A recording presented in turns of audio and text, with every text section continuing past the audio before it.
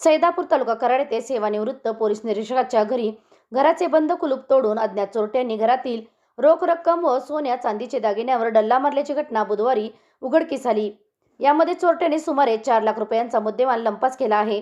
याबाबतची फिर्याद इसाक वजीर मुलानी वय वर्ष 61 राहणार गजानन हाऊसिंग सोसायटी सैदापूर तालुका कराड, सध्या राहणार साई अँटेलिया कॉम्प्लेक्स जी बिल्डिंग बी विंग दुसरा मजला room number 206 divine English school जवळ काल्हेर जवळ भिवंडी जिल्हा ठाणे यांनी कराड शहर पोलिसात दिली आहे। याबाबत पोलिसांनी दिलेल्या फिर्यादीत म्हटले आहे की इसाक मोलानी यांच्या मुलाच्या लग्नाच्या रिसेप्शनसाठी सैदापूर येथे आले होते।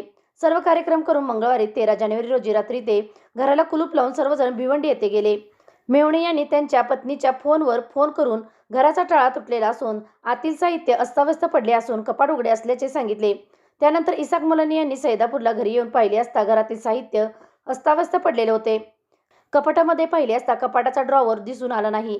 कपाटाचे लॉकर बघितले असता त्यामधील रोख रक्कम 60,000 रुपये, 1,68,000च्या सोन्याच्या 8 अंगठ्या, 98,000 रुपये किमतीचे 14 सोन्याचे कॉईन, 35,000 रुपये किमतीचा 1 कॉईन व 35,000 रुपये किमतीचे 1 सोन्याचे पेंडल असा एकूण 3,96,000 रुपयांचा मुद्देमाल चोरट्यांनी लंपास केला आहे।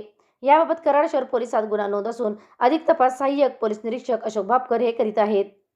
SK क्राईम न्यूजसाठी संतोष कदम, कराड।